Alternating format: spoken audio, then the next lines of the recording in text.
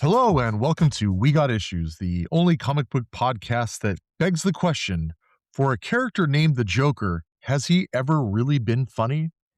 Hi, I'm Brian Compton, aka BComp, and joining me as always is the Keith Richards, to my Mick Jagger, Josh Markwith. How you doing, buddy?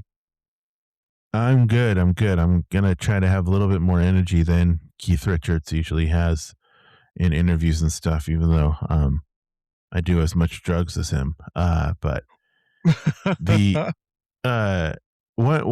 one thing is that is a good question. So Joker has been funny in a lot of stuff, don't you think? Like, Well, I do you think have he's been funny like in the favorite, animated moment? series, but I don't know if he's Yeah, been funny in actual comic books, right?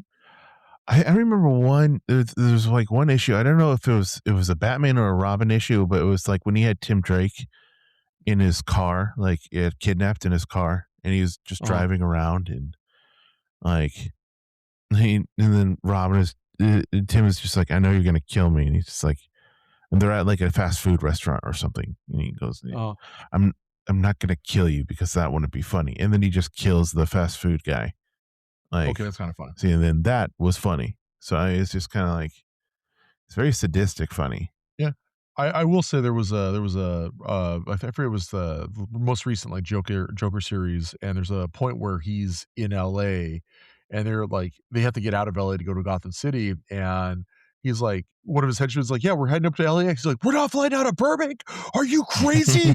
Like it was just I was like, "We're not going to LAX at midtime." It was totally stupid, but I was like, just proof that the Joker is not crazy and actually gets what LA traffic is Right. like. um, But he is anyway, the funniest in the animated series, though. yeah, I I think agree. so. Well, Like, I think, that's all Mark Hamill right there, dude. yeah, but if it's a whooping, you're a wanting. It's just one of my multi-favorite. Well, Again, I'm gonna say every time, Mark Hamill's best Joker um, performance, I think, is the Batman Beyond movie. oh, that's interesting. Yeah, that's right. You said that. I was gonna say the original voice they had for the Joker wasn't Mark Hamill. It was what's his name? Uh,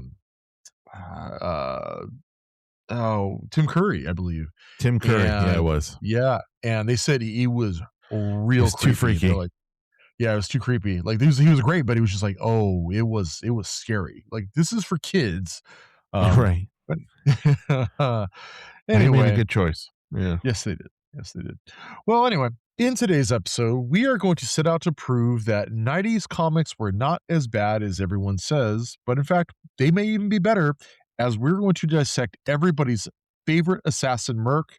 No, we are not talking about Deadpool. We, of course, are talking about Tommy Monahan, aka DC Comics' Hitman. How's that sound, buddy? Yeah, that's a good. Yeah, it's going to be a fun episode because there's a lot of good,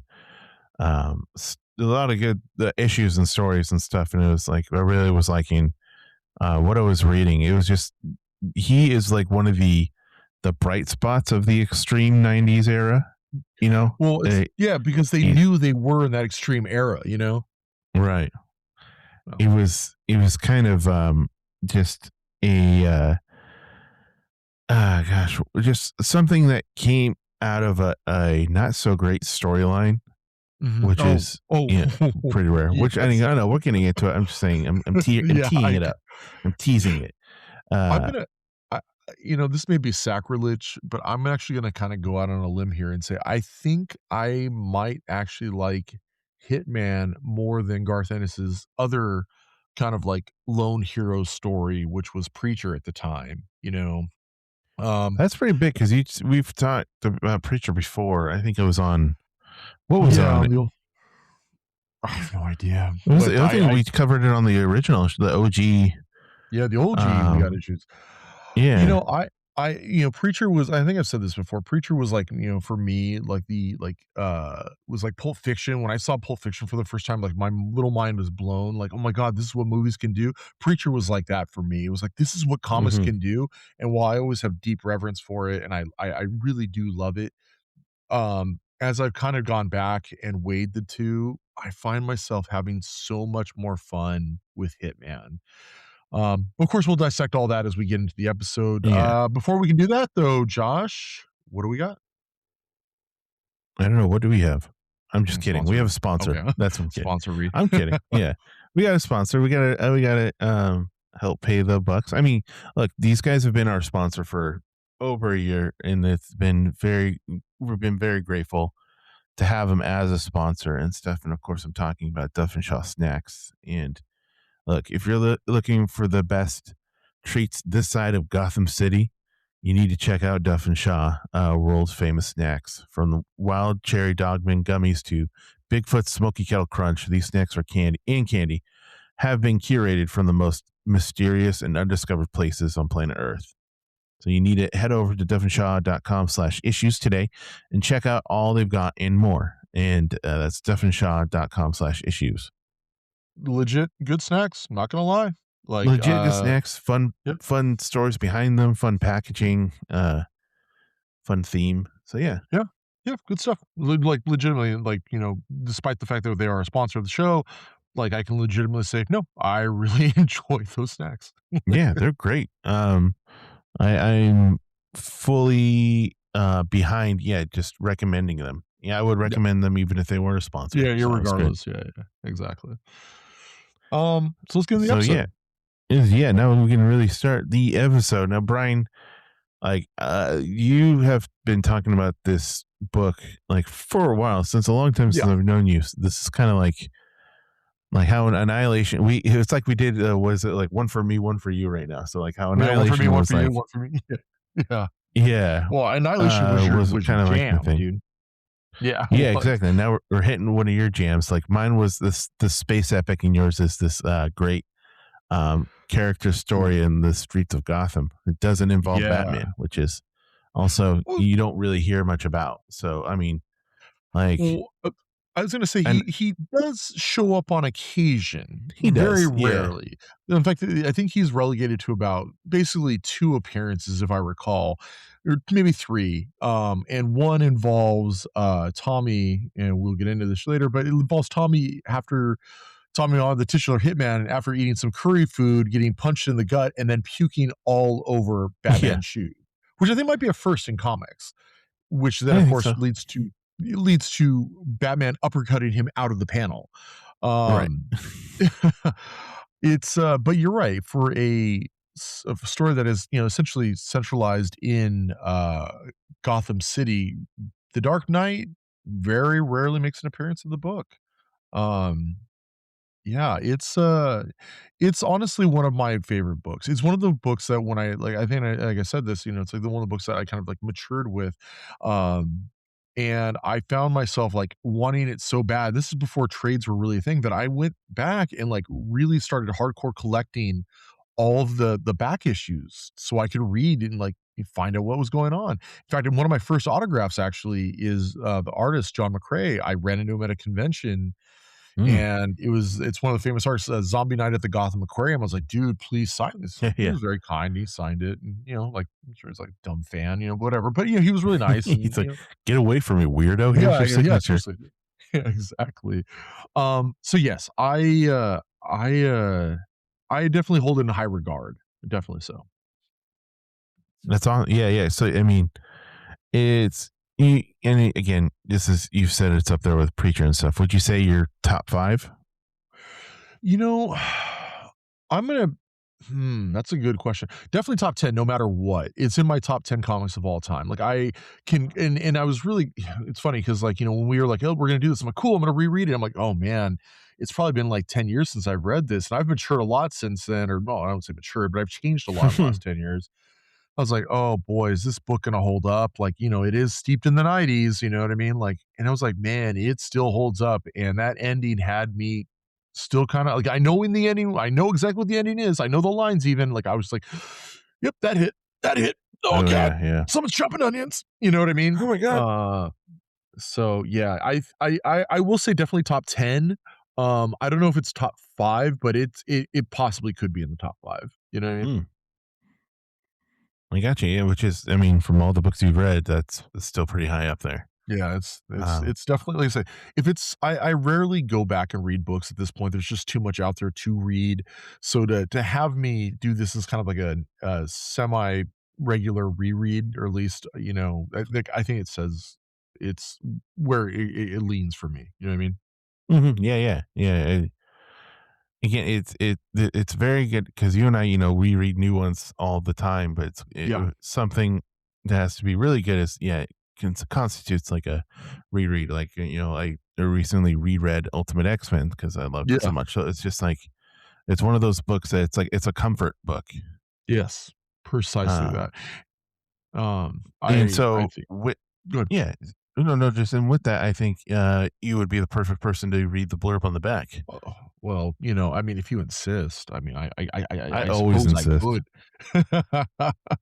All right, this is from the recent omnibus for the first, like, half of the run. It just came out in hardcover, and I think the second half is coming out. Either it's came out or is coming out very shortly, but, here we go.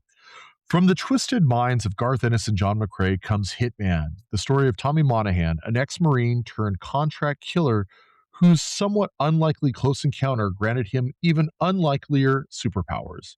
For Tommy, somehow forever short of a buck, X ray vision plus telepathy equals cash.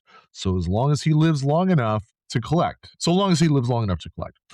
Of course, you can't go around shooting people down like dogs in the street. This tends to get frowned on. So Tommy only takes the weird jobs, the monsters, the demons, the super freaks that ordinary Heatmen just can't handle. All the same, try explaining that to the likes of Batman and Green Lantern, who tend to show up at the worst possible times. As if our hero hasn't had enough on his hands, there's also the decaying mob boss Mo Doubles and the Mauser, an assassin for hell itself who's determined to punch Tommy's ticket. Will the love of a couple good women, who should really know better, be enough to save Tommy Monahan? How about a bar full of killers just like him? Let's find out. There Nice, you go. very nice. Golf claps all around. Golf We'll claps all take it. around. We'll take it. So, yeah, this was originally printed between March of 1996 through March of 2001, and the Hitman comic ran for about 60 issues, Yep. all in all for the actual Hitman series, along with a few Mhm. bonus issues like annuals, one shots, minis, and the main character Tommy Monahan, the titular Hitman. He does make some rare appearances in like DC Universe stuff, like, but he kind of Nice. largely stayed in his own book, Mhm. and that was written exclusively by Garth Ennis, and then it was really mostly drawn by John McCrea. Is it Yeah. McCree? McCrea? No, so I'm just McCrae. McCrae. McCrea. You know what? Yeah, McCrae. Here's the thing. Here's what's funny about this. I Okay. just asked you, like, hey, is it John McCrea? You literally just said his name like 2 minutes ago, and I That's was all. didn't even register. So that's like that's Well, like y come on, bro. Like, well, come on, man. here's a fun thing too. The lead do you know the band Cake? Remember they had that "She's Going the Distance," that song, The Yeah, yeah, Distance? yeah, The lead yeah. singer of Cake is named John McCrae, and for, like, there was always, like, a blurb in Wizard magazine, like, "Is this Uh, the same guy?" I'm like, "No." Like, it's like asking, "Jason Lee, the actor in Mallrats, is he the son of Stanley?" No! yeah. Come on. Or is that there's that one guy who's on Twitter. His name's Chris Evans, and he has to like Oh, put yeah, like he's not Chris Chris Evans, Evans. not that Chris. Yeah, not Chris Evans. That's great. Um, yeah, it's funny, uh, as you just said, like, John McCrae almost drew all of he only drew, like didn't draw, like, 1, maybe 2 issues of the entire run. I think Steve Pugh, like, filled in for him, like, in a couple issues. So Outside quite of quietly though too. I know he did some backup covers, but yeah, I think He did there was, like, the a last one, didn't he? what's that? Didn't he do the last issue? Or No, am no, I McRae did all thinking like, I think it was, like, issue 21 was the one that, McRae oh, didn't do, and then there was a couple minis, like, I think it was, like, Lobo versus Hitman, or yeah, Hitman versus Lobo, and then it was, like, Hitman versus the JLA, or Hitman and the JLA. There's a couple other things here and there that, I know that a fill-in artist, like, filled out. I think the mhm. annual might have been by Steve Pugh as well, but I could be wrong. That all said, Garth Ennis did, like I said, write every single issue of this book, and McRae pretty much drew every single issue. Hitman does show up in a few. I say Hitman, it's Tommy Monahan. No one called him Hitman, like, ever. Right. Like, they tried to You're make right. that a thing, and it wasn't that. It was like his name was Tommy Monahan. Um, he does show up in, like, Sovereign 7, which is a Chris Claremont book. He shows up in Azrael for an issue, and that was, I think, Denny O'Neil was doing that book at the time. And then he shows up for like a 2-issue run in Resurrection Man, which was Abnett and Lanning's book. But other than that, like, there's like various, like, occasionally you'll see him in the background, like in a JLA issue when they have all the heroes of the DC universe. There's a good one-off joke though, like where they're hiring new members for and to have open enrollment for the JLA, and he shows up and they're like, "No, get out of here." And he's like, "Well, I just came to see Wonder Woman, what she wore underneath the brassiere or whatever," some Oh. dumb joke like that. Of course he would. For this, as I said before, this is a book that is a mix of action, heart, humor, and brotherhood. While it is set, like you said, in the main DC universe, it really pushed the line on violence and mature themes that were not normally found in a DC universe book. And to the point where, like, even there's a joke in one of the issues where it's like, oh yeah, this wouldn't even happen in a Vertigo book, which is the Vertigo was the adult line at the time. For you, Josh, I think I know the answer, but how did you read this book? Was it recently? Did you read digitally, issues, trades, etc.? How did you experience Hitman?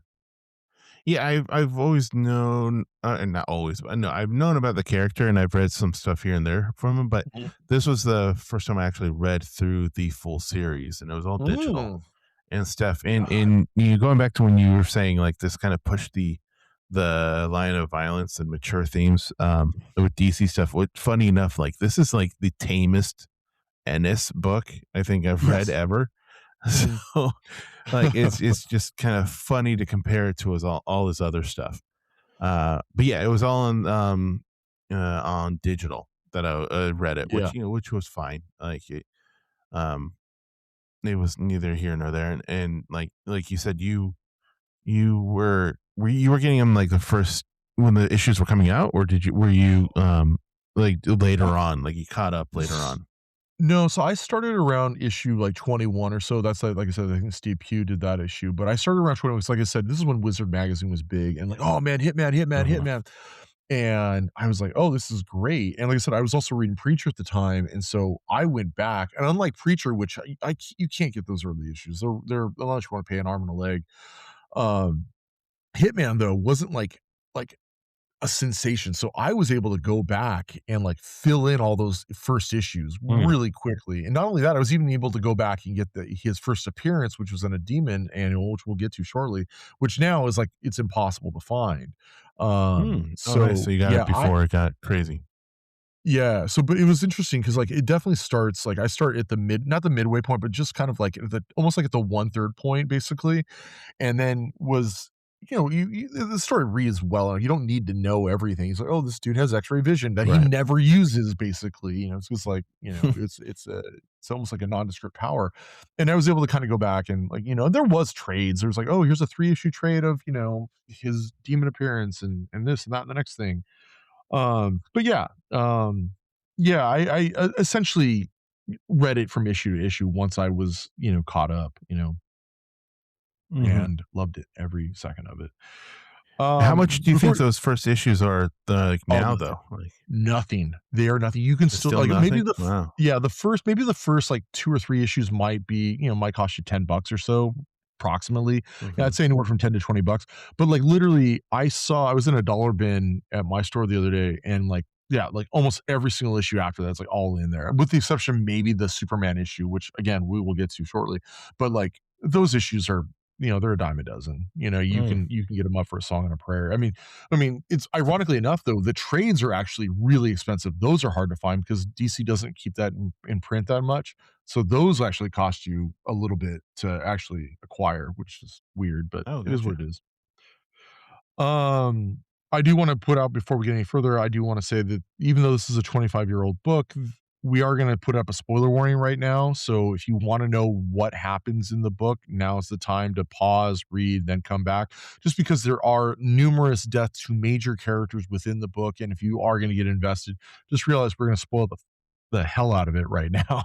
So, Yeah, fair we're warning. doing a full again, we're doing like we do every episode. So if you're surprised by this, I mean, what have you been listening to? But we're doing a full breakdown of the Yeah, series. So don't yeah, be surprised when we break stuff down and yeah, spoil something.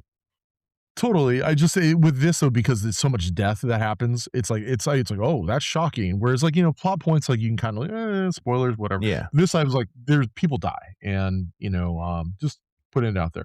But Wait, people die let's in a book called Hitman? called Hitman. Yeah, No way. what? No Did not see way. that coming. No, I know, right? Stop it, The Brian. people You who live shut by the up and gun, stop people it. live by the gun, die by the gun. What? No. What? You rascal. I know, I know. So Josh, let's get into the creative team. Why don't you start us off? So writer we just said it's Garth Ennis, and like we covered a book of his before. We covered the Punisher, the Platoon miniseries. So I mean, if you want the full kind of breakdown of his career and stuff that we talked about, please go listen to that episode. And if uh you even just want to hear about Punisher Platoon, listen to that episode. It was a good episode. So Great but just episode, for yeah. another just quick recap. Yeah, quick recap. Dennis Ennis is an Irish writer known for, he's known for books like Preacher, The Boys, Punisher, Crossed is another crazy one that he did. Yep, But yep. he's really more known for like war comics and stories, and um actually just batshit crazy stories. And he got to start on UK comics like Crisis in 2000 AD, tackling characters like Judge Dredd before making his way over to the States on DC's Hellblazer, where he crafted the acclaimed John Constantine lung cancer story. So that's a Yes. big storyline for that character that he developed, which is great. Mm, And then from there, was able to take on other books, specifically The Demon, where he teamed up with an old Irish buddy of his, and that's John McCrae, who is the yeah, artist. And Brian, you touch more about the artist because that's more in depth sure. than he's the Yeah. newbie in this whole equation. Yeah, yeah, yeah. So he's also, like I said, he's a fellow Northern Irish comic creator. He is kind of known for his mix of quirky and over the top actions, as well as like kind of sharp detail and like I don't want to say Easter egg, but like it's his panels always have some fun stuff going on in them. Um, Josh, it's kind of a question to you. What do you think of his art, if you don't mind me asking? Are you a fan? Do you like it? How do you describe it? I liked it. I liked it for this book, I liked it for what because it seems to be like a lot of the Gotham books are like darker and just more Mm, like heavier inks and heavier yeah, lines the and longer kind thicker of color. lines and stuff Yeah, like that, which yeah. I liked about his art. I know he's worked on some other stuff, but I mean, like it did remind me of the Judge Dredd, those heavy metal Mhm. Judge Dredd 2000 Yeah, AD yeah, yeah, books yeah. that I've seen and stuff, and Yeah. Yeah. um Well, it makes sense. yeah, it worked really well with this one. It's like he's kind of a great street level um Yeah. artist. I was gonna say drawer, but that's he's a street level artist. Where um like who is gosh, I mean he did great on Daredevil. He does kind of like that. Almost like Gene Colan then, if Yeah. do you know Gene it kinda reminds me of that very fluid motion, if that makes any sense. Hmm. I Also yeah, I don't perfect for the 90s. yeah, that's true too. It's funny, the 2 of these cats, like, these guys knew each other. They went to the same secondary school when they're basically high school together, and they were separated by a few years, and while they knew of each other 'cause, I think, McCrae was closer to one of Ennis's brothers or his older brother, they were like, "Oh, you're into comics, I'm into comics. That's cool. That's nice." And McCrae, um, opened his own comic store or helped open a comic store in Northern Ireland. I think it was called Dark Horizons. Anyway, one day Garth Ennis walks in and is like, "Hey, I know you're an artist. I want to write a story." And he's like, "Yeah, sure, cool." Because like at this point, like McCrae had done A couple he'd done not big things, but he had done like an issue or two of Action Force, which was the UK version of GI Joe. Literally, it's GI Joe comics. They just called it Action Force at the time. Oh, nice. And so Garth Ennis came in and was like, "Hey, I want to do a story," and he's like, "Sure, yeah, go ahead, yeah." And so he didn't. He's like, "I got that all the time," but then like Ennis actually wrote up a proposal, sent it off to I think it was like Fleetway, who did Crisis Comics, which was an anthology book that kind of dealt with like political issues and stuff of that nature, not superhero stuff. And so he wrote this story. It was called Troubled. I want to say it was Troubled Souls, I believe. Um, yeah, Troubled Souls. And from there, they continued working together, and they went on and did like 2000 AD and Judge Dredd, and you know this success though, eventually followed, for Garth Ennis because started to become a name, and like I said, he ended up on Hellblazer. This led to him like, "Hey, you're doing really well on Hellblazer. Why don't you this demonic, character over at DC called, or in the DC universe called the Demon?"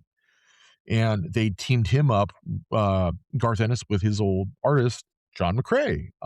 For those of you who don't know the Demon, do you want to kind of give a quick synopsis about that, Josh? Yeah, yeah. A lot of people don't know him as the demon. Most, if you do know him, it's more of like Etrigan the demon, who Yes. shows up in a lot of stuff. Like he's that rhyming demon who is he's forever bonded with Jason Blood. You know, Mhm. gone the flesh of men.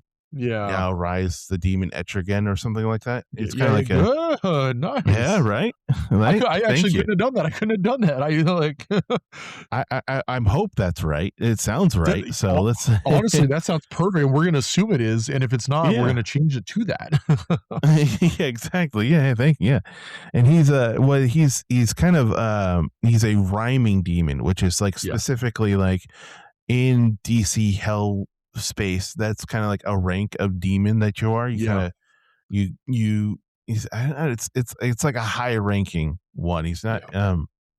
and he's shown up in like uh he's shown up in a couple of the DC cartoons. Like he was in Mhm, Justice League for a little bit, and he's also in the mhm, Batman animated series. And then he's had good parts in excuse me, Sandman mhm. was he's shown up in there. And then he's also shown up in what was another one? Just in a bunch of stuff. Yeah. Young Justice, that's the other one I was thinking of. Oh, nice, Um, nice. but usually when you hear something like a cult, with Mhm, usually kind of when it involves Batman because he's friends with Jason Blood, it mm, usually involves Etrigan, mm. Very nice. It's also worth noting he is a creation of Jack Kirby. There you go. and he looks like a creation of Jack Kirby Yeah, he does look like a for all creation the of good Jack. reason. Like if for all the good reasons, he looks like Yeah, a Jack Kirby creation. yeah. So this is all to kind of give you some history of like where Ennis and McCrae are kind of leading up to the point of the creation of Hitman. At this point, like they're working on the demon together, and it's a fun book. It's fun. It's silly. Like at one point, they literally fight a character not named Johnny Blaze, but like Johnny Fire, who's a guy who tries to sell his soul, and he runs a motorcycle and his head's on fire. I'm like, oh yeah, it's clearly a Ghost Rider. You know what I mean? So they're fighting like silly things like that. They're fighting like evil Nazi ghosts in a haunted tank. It's like some, bizarre stuff. Like, and it's light for lack of a better word, but you can see where a lot of his like kind of nuances kind of starting to kind of rise to the surface in this. Um it it's not very successful though. It's fine. It's not bad. It's just it's I don't know if it had the right audience at the time, but the biggest thing to come out of it is an annual number 2 specifically, which was part of this event called Bloodlines. Um Now a lot of people are like, Yep. "What's an annual?" It's like obviously it means like an annual issue, but like basically, if you don't know, annual issues in the old days when comics would come out, it was every 4 weeks. Well, the problem is every once in a while there would be a 5th week in a month.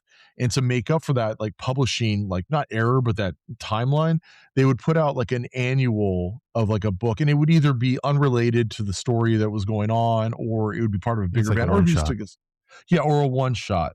Over time, like time, companies realized, hey, this could be a thing where we can like make events out of this, and we'd kind of talked about Armageddon 2001 a few episodes ago, or maybe it was last episode.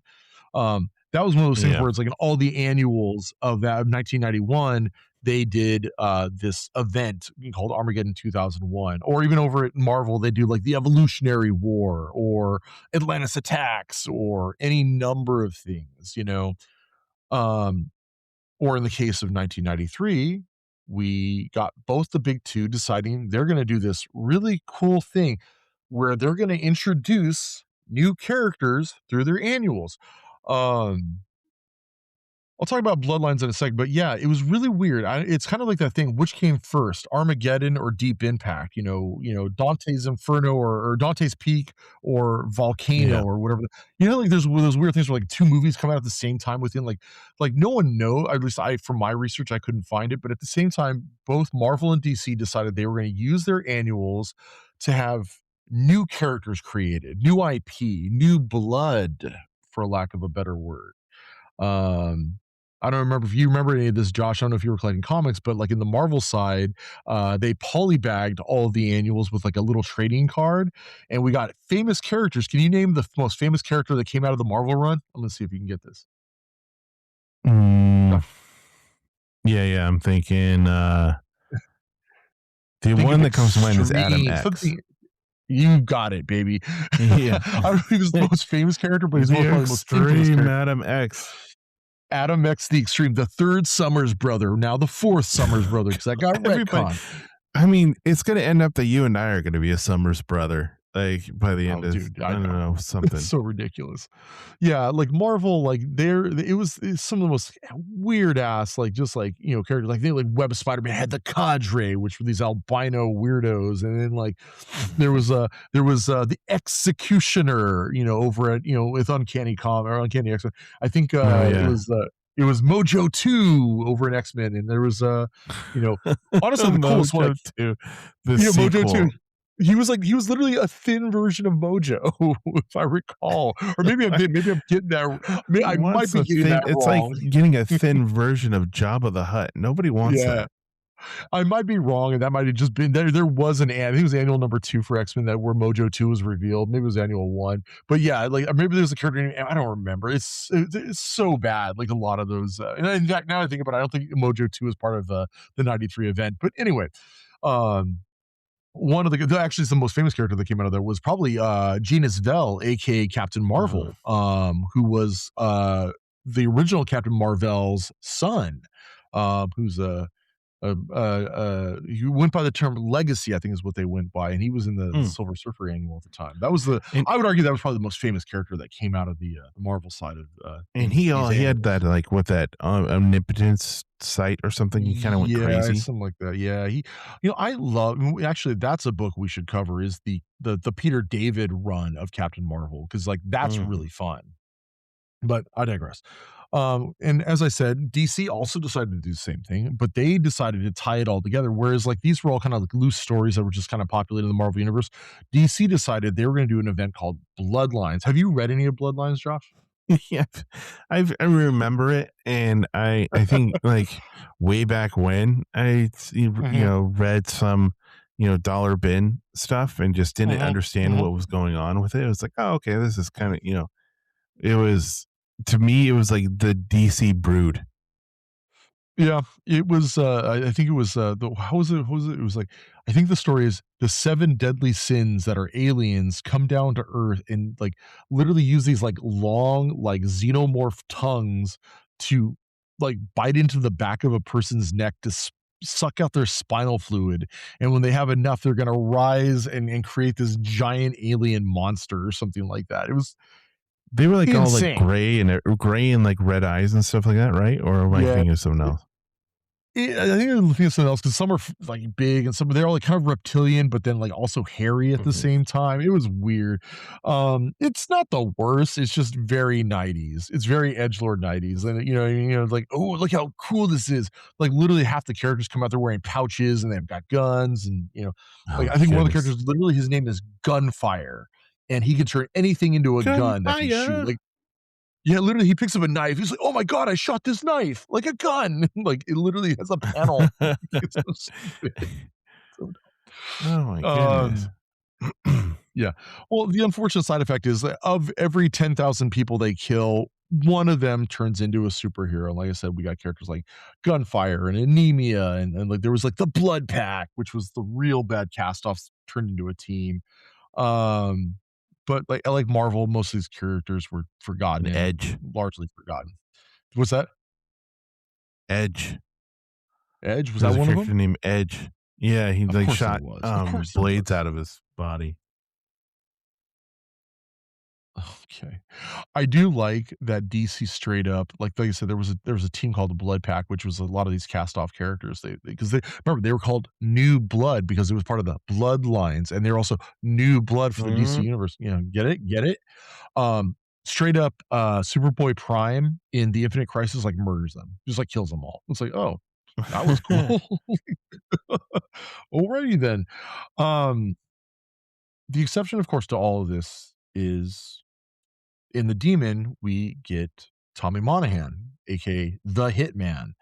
And unlike most of those characters, he actually kind of would pop up throughout Demon, the last like 15, 18 issues or so of Ennis's run of Demon.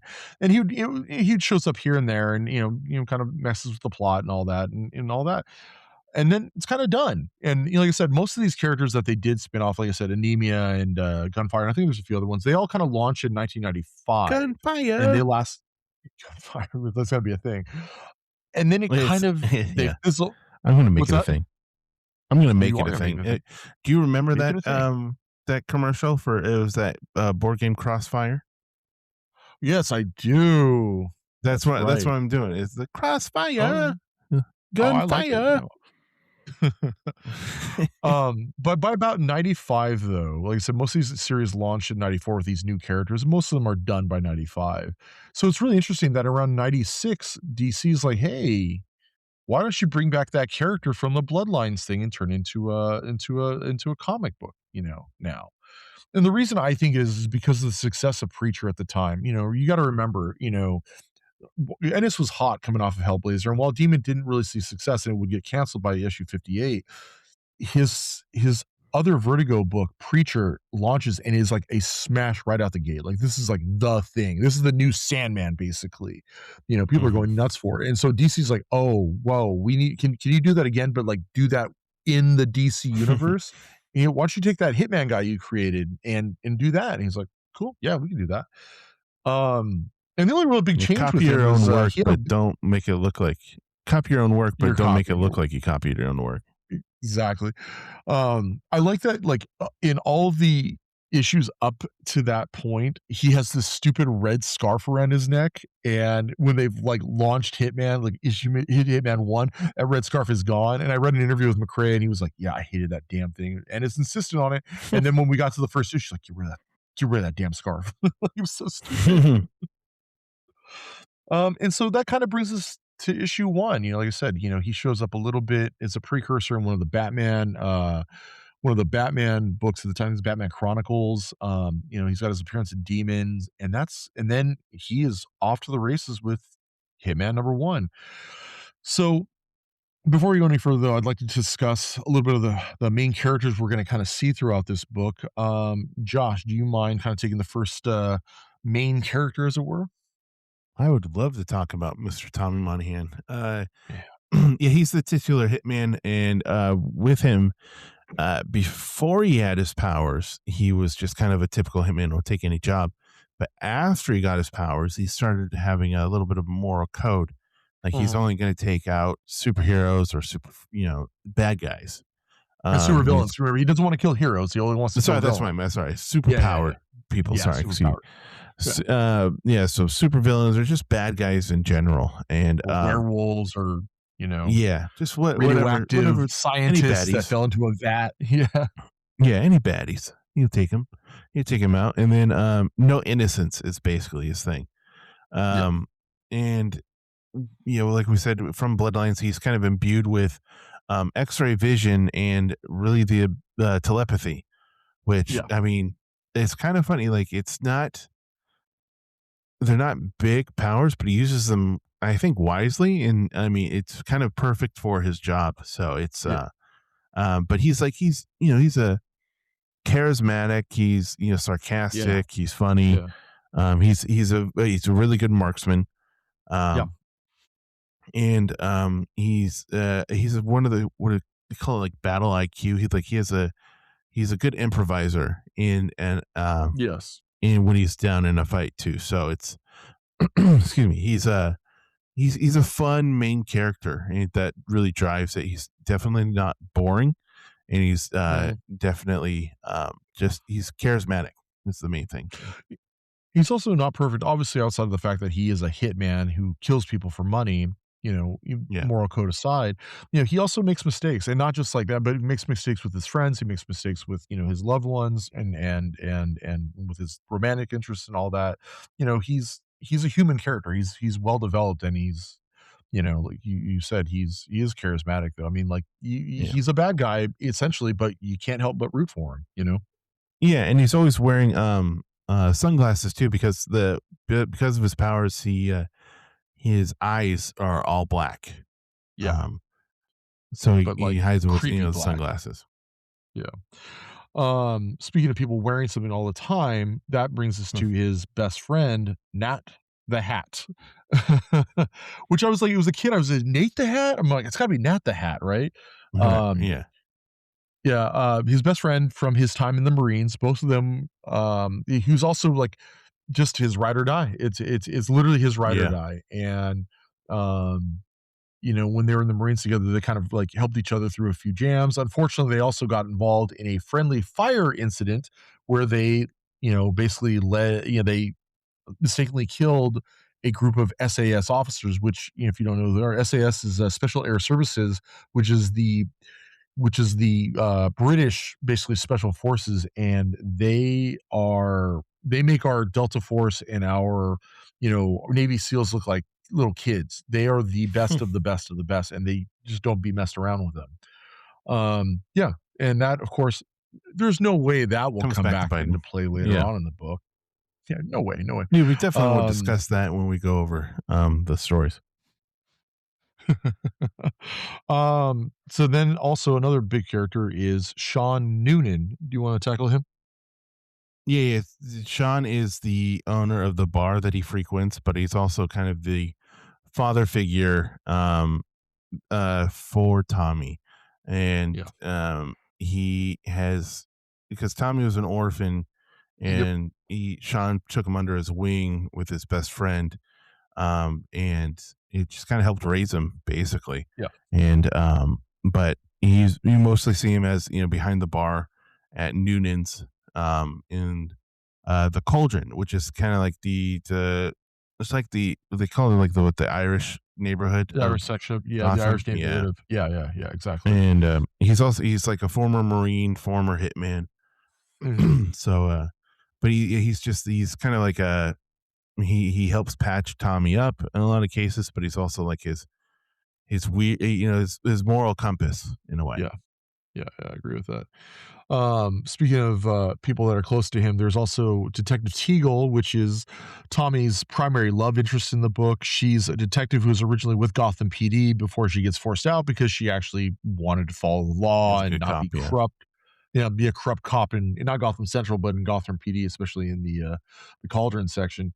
Um, yeah, I mean, she's a great character. She's unfortunately, literally bounces from job to job after after she gets basically kicked off the force. And she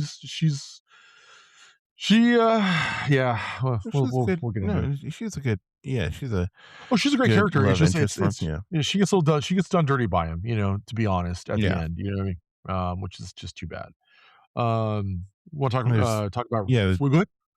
Well, I'm just gonna move on to there's Ringo Yeah. too, who's also like a hitman who there's this tension throughout Mhm. this series with him and Tommy, even though they're friends, they're kind of like the two top hitmen in the area. So they have that tension where it's like Who's who's actually actually better? better, but also if it comes, when is their name going to be come by, you know? when am I going to take their ticket, basically. Yeah, So it's yeah, you have that tension, but it's like it's a both a friendly rivalry, but also a cautious, um, just a caution between the two. yeah, I agree with that. The other main character or the other person in the group is, Hacken, who's this sort of buffoonish hitman, for lack of a better word, who's just kind of the joke of the group. Although in the future, we see him in the far flung future, and he actually has matured quite a bit. Yeah, wisest up. Uh, yeah. He loses to tic tac toe against himself. Yeah, that's right. He he's he likes to he killed like a 60 chickens or something Yeah, at a the 60 farm. chickens, yeah, who had the best kills? "I got the most kills." They're like, "You killed chickens, dude." Yeah, but it's like we weren't even talking about that. So he's just like, "Oh, okay." I like Uh, that at one point I think Nat notices he has dog tags on. He's like, "Oh, where did you serve?" He's like, "I didn't serve." He's like, "Why where are those from?" He's like, "Oh, I got them with the Call of Duty game," or something like that. yeah, yeah, he's just the bro who wants to hang out, but he's like this big beefy dude. Yeah. And then the final member of their group is, of course, Pat, who's, Tommy's childhood friend, who basically kinda he's not a hitman, but he does supply Tommy with jobs and basic Yeah, ordnance and stuff he's like like his that. agent. Yeah, yeah, exactly. And that's there's plenty of other characters in the book, from Baitor, the demonic bartender, who Yeah, actually yeah, yeah. who started there's Six Pack along with Section 8, Six Pack is this He drunken hero. he's a drunken hero, and then what Section 8 is dog welder, who's a Dog guy who welder, welds dogs to dogs people, to or people. There's there's the bueno rapist. excelente, Yeah, bueno, bueno. bueno.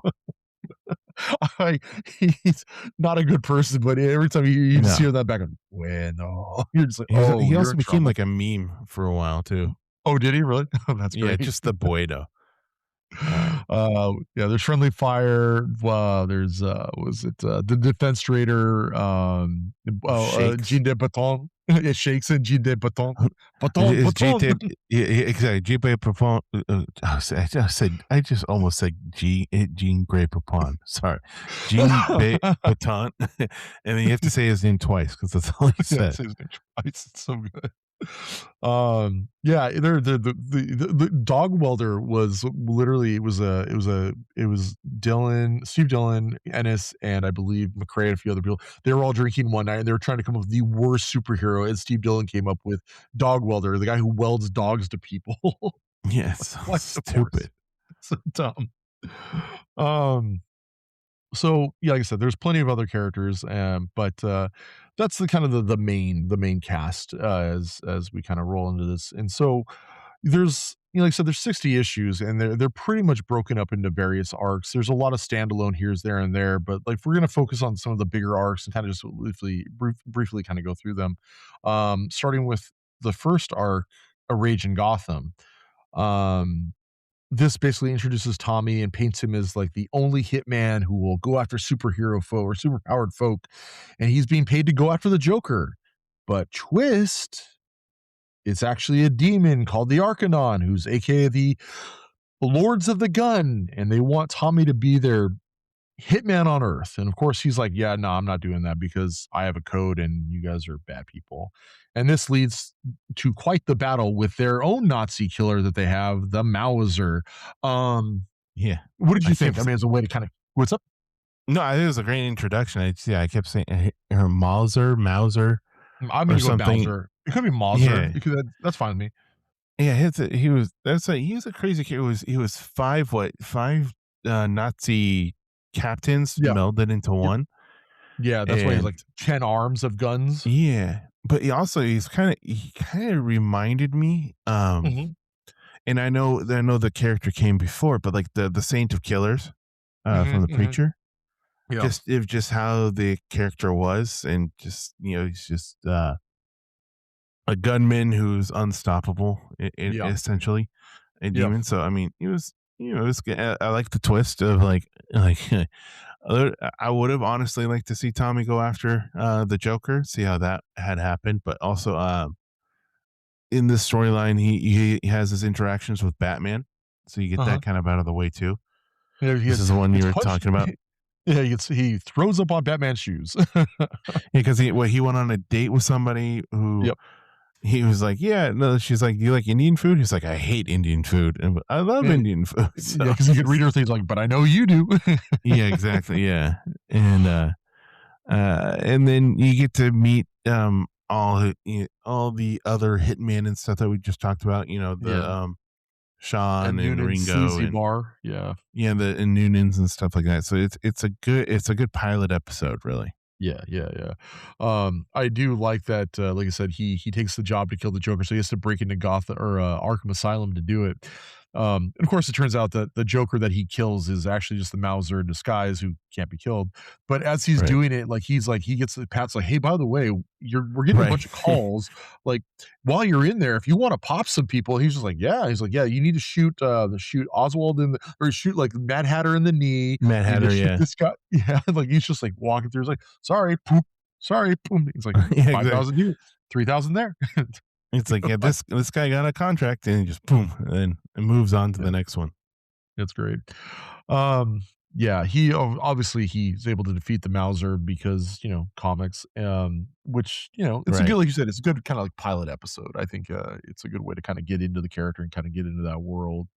It does lead us into the next arc, though, 10,000 bullets. You wanna tackle?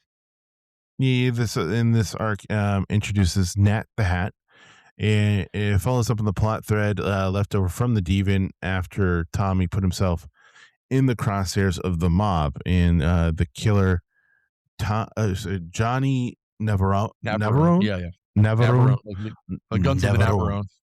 Yep. Yeah, he's hired to kill Tommy, who Johnny's like the number one hitman in the world or something. He's a very good Mhm. hitman, and He's the quickest draw or something like that.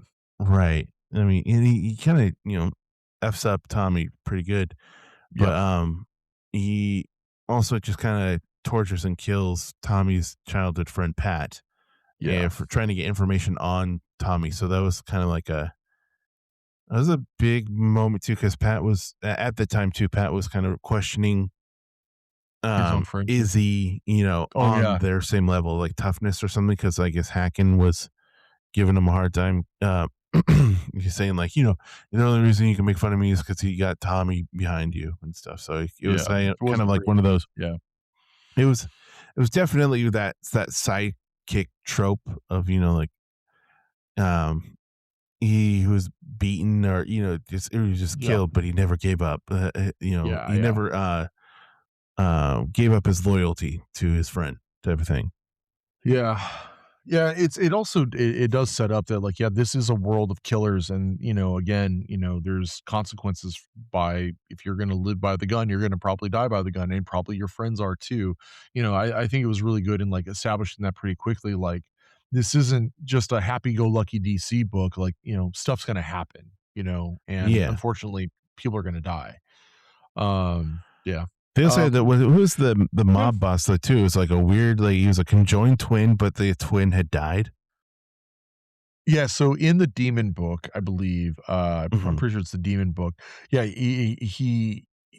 yeah, it's his origin is basically he's about to go kill like, a big mob boss, and that's when the one of the bloodlines aliens comes down and attacks the mob boss, and he's like, "What the heck?" He's like, "I'm out of here." The alien sees him, and he's like, he goes and he attacks Tommy, and that's how he gets his powers.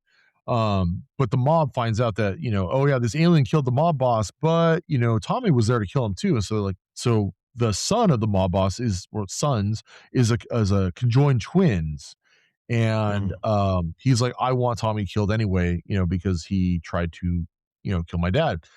And so while there's, like, a battle ensuing, Tommy kills one of the conjoined twins, leaving half the Mm. body dead, and that's where this is where, like, Oh, gotcha, gotcha. yeah, yeah, and that's unfortunately, it just keeps escalating with the mob. For every he has to keep doubling down, and like and it it doesn't stop. Like you can't ever Right. just pay the mob off. They want their vengeance. They want their revenge. Um, yeah, that leads into local heroes where Tommy's still kind of reeling from the death of Pat, and at this point, the CIA kind of like kind of like the Arcanon from the first issue, want to hire Tommy to be their hitman. And like he told them, he's like, "Yeah, I'll do work for you, but I'm not gonna be just like I'm not gonna kill people willy nilly. Like, I need approval on who I'm gonna, who I'm gonna kill." Yeah. CIA, of course, doesn't like that, and they decide to get a hero involved uh to take him out. And who should they bring in but your favorite Green Lantern, Kyle Rayner? The most gullible Green Lantern. They even make fun of how gullible he is. Oh yeah, I Uh, mean, to be fair, he's they did written. him dirty. Ennis did They him did dirty in him, this one. yeah. Well, it's pretty well known. This is we're gonna sidetrack right here, but Ennis is not a fan of superheroes at all. Like he's like he doesn't What? care for The Batman. writer He of The doesn't care. Boys is not a fan of Yeah, superheroes? right. And so he takes a piss with Green Lantern. He is just like makes him out like you said. Even you who don't really care for Kyle Rayner that much, you're like, yeah, even he got done pretty badly in this book. He's like I was surprised to buffoon. see him. Oh, it's I surprised to was see him surp show up.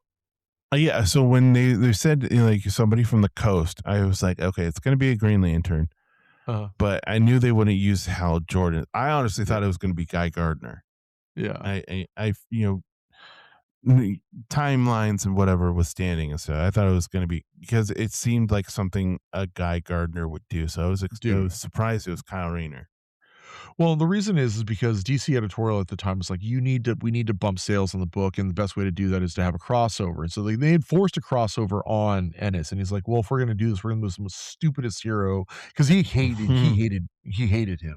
And so he was like, yeah, and apparently there's a reason like crossovers kind of came to a halt after that because like the rest of the DC editorial, why you made him look like a fool? Well, Yeah. you know, like, so that's a reason, like, it suddenly kind of becomes this, like, own little corner of the DC universe, and, there's a few other crossovers here and there, but not many.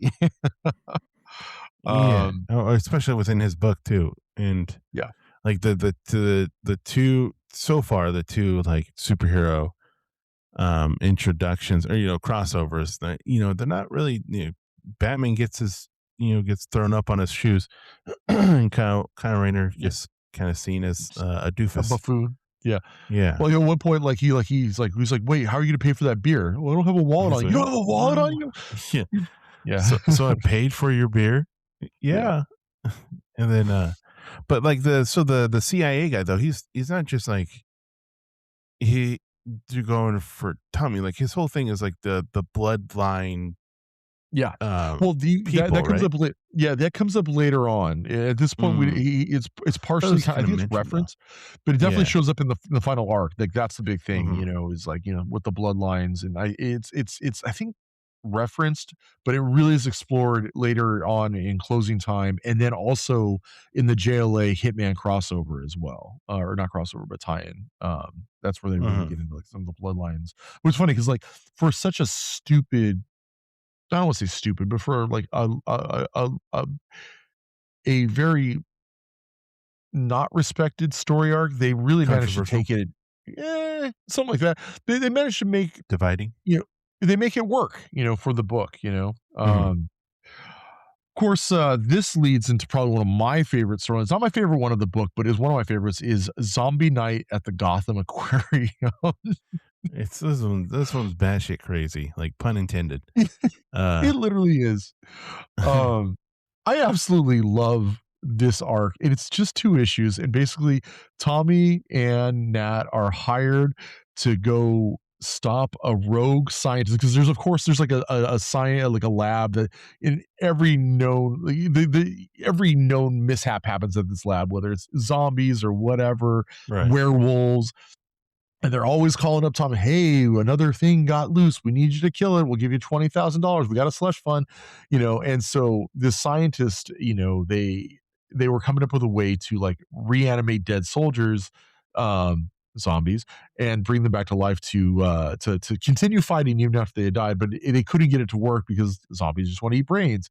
And one of the scientists goes rogue because he's mad that all of his research got thrown away and decides to go run off with the serum, or whatever, the gas rather, and he basically lets it loose in the Gotham Aquarium. Yeah, like where's the best place to like test it out? Well, here's a bunch Yeah, of animals. Yeah, and so you dead animals then, they have to be, like, freshly dead, and so you've got, like, baby seals and penguins and A evil, huge like, shark. octopus. Yeah, the giant hammerhead shark and all that's and it's got Ringo, it's got the whole crew, Hacken, Nat, Yeah, and, Hacking just Tommy. he invites himself, which is funny. Like, I was just Yeah. following you, and I thought it was gonna. I didn't want to be left out. Yeah, exactly, and then Hacken, of course, gets bitten by, like, something, like a Yeah, seal or something like that. So he literally hacks his own hand off because like, "Oh, I'm gonna get infected. I'm gonna get right. infected." And they're just like Like, dude, Nat's like, like you don't need to. We don't know if it's even proven yet. "Oh, no, I've seen it." Well, I'd love it, like, later on, like, Nat's like, "Dude, that guy's hardcore, right? Like, that's crazy." And then he does something stupid, like, "Okay, that guy's an idiot." And then later on, you Yeah, find out the science is like, "No, no, you have to be dead for it to work on. He doesn't gotta turn you into a zombie." So he cuts off his hand for no reason. right. It's just that whole that's the character to a T. Yeah, it is. Like, It's so good. It's so good. Yeah, I mean, it's just I mean, like, the cover is one of the best covers because it's, like, literally, like, a cute baby seal, like, just on the cover, and you just see Tommy Monahan running behind it while everyone's trying to hold him back with a baseball bat, trying to club this poor right. little baby seal. And That's then actually they're the playing. issue I got autographed by John McCrae. Right, right, right. That's hilarious. And it's because they all have like these weird red eyes and stuff. So yeah, Yeah, it's yeah, yeah. great. That's funny. And after that though is Ace of Killers, which is a Mhm. another fun storyline. I think this was kind of like my favorite one out of all of them. Okay. Mauser is back. Mauser is and he has gotten kind of a big bump in power and stuff. So he's kind of unstoppable, and he's going after Tommy because of what happened in the previous issues. And in this one, Tommy actually teams up with Catwoman, and because Catwoman was tricked into getting to stealing a ancient demon killing gun. Was it as Like an Winchester? It old was like it was Remington, some like the Winchesters, like a Remington or Wedge. I think it was a Winchester. I think you're yeah, right. Yeah. yeah, it was like this diamond ancient rifle, Yeah. and they're kind of this is when they have to make a deal with Etrigan. They also this is where you kind of get really a lot of the Section 8 people in this one. Um Yeah. which is funny, like how what Six Pack is I think it was Defensor or something like that, like getting him out of Arkham. Defenstrator. Yeah, Defenstrator. Defenstrator. Yeah, Yeah, who just throws people through he's windows. in Arkham because he threw the same police officer out a window like 14 times. Like, he would He just looks like throw the him out and then Terminator. go grab him and then come back Throw in him out and then again. throw him out. Yeah, and, he would basically, like, Sixpack just signs him out of Arkham. He's just Yeah. he's not Okay. really supposed to be out yet, but, you seem pretty like a good guy, so it's our security's not too bad, so here you go.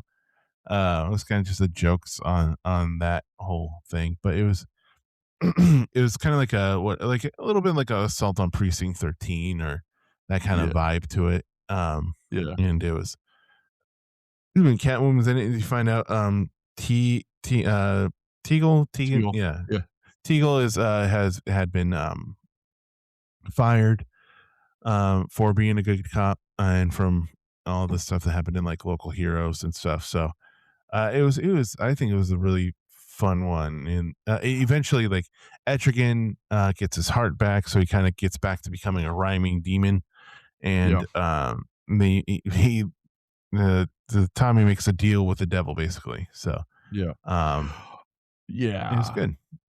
I liked, it's kinda weird, it's funny, as much as, like, Garth Ennis, obviously, like he says he doesn't like superheroes, I liked his portrayal of Catwoman in this, outside of the Yeah. fact that they used a dead cat on a light to Yeah, be that the was cat weird, yeah. signal. That was a The little bit too cat signal. much, yeah.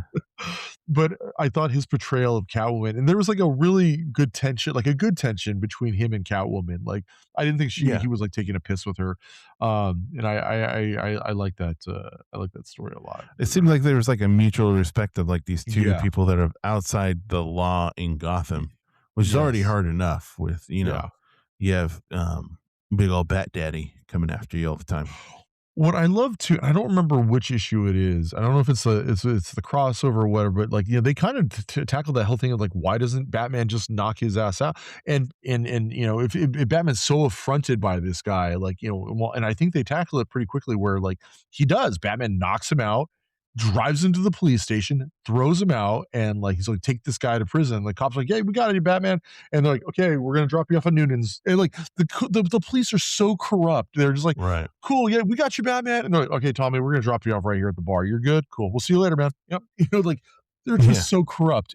Like that's why like Batman doesn't work in the cauldron at all. Because like there's no law there essentially. The Yeah, cops are just as bad. he's sweeping the ocean. Yeah, exactly. Um, it's funny you said like Ace of Killers was probably your favorite arc. My favorite arc is actually the next one, which is called Who Dares Wins. Mhm. And this is where Tommy and Nat's fuck up, for lack of a better word, in Desert Storm comebacks to haunt them. The SAS basically have found out who killed their brothers, and they are sent to the United States to kill these two guys. And it is they are, Tommy and Nat are like, I don't want to say put in their place, but they realize just how insignificant they are when it comes Mhm. to, combat. And I love the betrayal. Like this is like to me like the perfect like Garth Ennis story. It's got that over the top action. Like at one point, like, Tommy and Nat need to recuperate and they go to like a burger joint and the SAS guys just happen to walk in at the same time, and it turns into a shootout, and they're literally using an oversized gentleman who's been blown away as a human meat shield, Yeah, it's he had a heart attack. he had a heart attack, yeah, and when he explodes, like, the whole room is just filled with blood as, like, Tommy and Nat try to run away. But, the seriousness of which these other SAS officers are just like, like I like one of them is just like, this is stupid. We are wasting money and men over this. And there's a lot of like you see the brotherhood aspect of this book just from another angle. I Mhm. really, really like this arc a lot. And it's because it was a wake up call for Tommy and Nat. They're just like, we're for as awesome as we think we are and all our superpower, your superpowers, and all that, we're nothing compared to these guys. They like, at one point, like Nat says, I hit that guy as hard as I could, and he smiled at me. You know, Yeah, yeah, and didn't it wasn't it like, the SAS guys essentially just took themselves out? 'Cause of yeah, the you know, infighting with them, so, like, yeah. One thing, yeah, Nat because and Tommy yeah, couldn't even yeah, do anything to him. yeah, they got lucky. Anytime any one of the other guys died is because they got lucky. And it Yeah, was literally they got lucky. And the same with him and Johnny Navarone in the earlier arc. The only reason Tommy beat him is he got lucky with he shot his hand and blew off his trigger finger. He got lucky. right. And like luck is eventually that luck does run out. Um for not just him, but for a lot of the other characters. But yeah, I really liked Who Dares Wins. Um it was probably my favorite arc of the book, if I had to be honest. Well, thank you for being honest.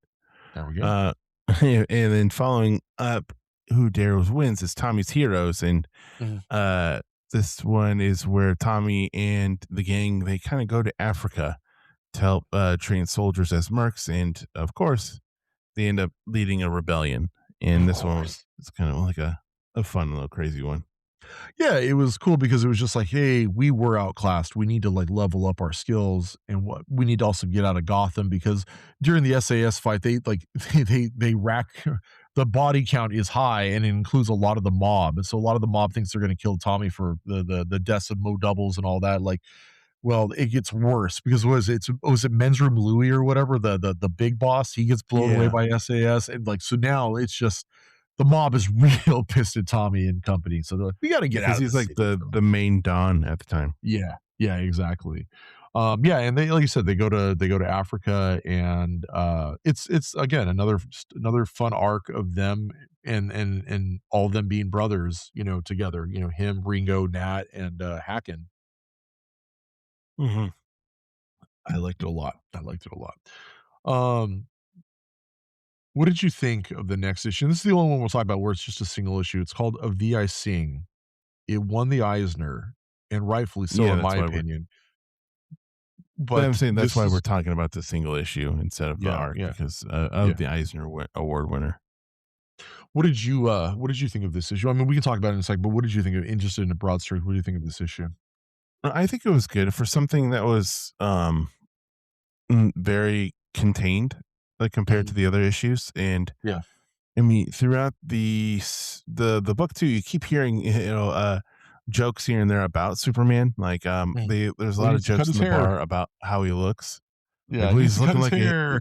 yeah, exactly like that, or when he turned into Electric Superman, and then, like, the Yeah. Six Pack's like, "That's not my Superman."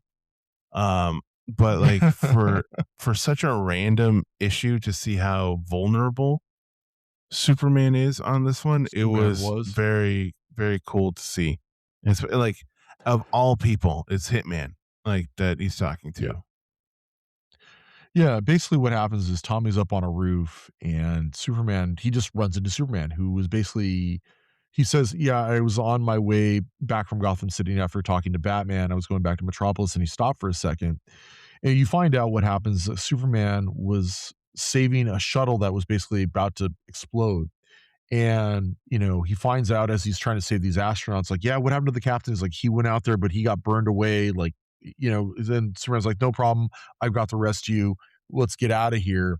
And as he's like basically rescuing them, he looks and he sees hidden under like a panel was the captain who managed to like stay alive. But and Superman says, basically sees the guy and they make eye contact. And the guy is just like, he says, I could see it in his eyes. Like, he's like, you're Superman and you're supposed to save me and you're not going to be able to do that. And Superman's dealing with the guilt of not being able to save this guy's life. And Mhm. Tommy, for lack of a better word, I don't want to say talks him off a ledge, but he's able to like, recontextualize it for Yeah. Superman. It makes Superman basically feel better and like, like you're still a hero. Like, what are you talking about? Like, the guy was an astronaut. He knew what he was signing up for. You can't be responsible for everything in the world. You're putting that on yourself. It's a really good issue. Like you said, it won the Eisner for best single issue, I believe. I also highly, highly, highly love it. And Yeah, what I liked about it was very deep and very, existential about Superman. It was funny enough. It was written by Ennis in a sense that, like, who would have thought like that would come from Ennis? And then of course it's a Hitman book, so you find out why Tommy's on that roof. he's up He's on the going to roof. Yeah. shoot somebody. He's gonna shoot some as soon as Superman's gone, he's like, Yeah, "Pop."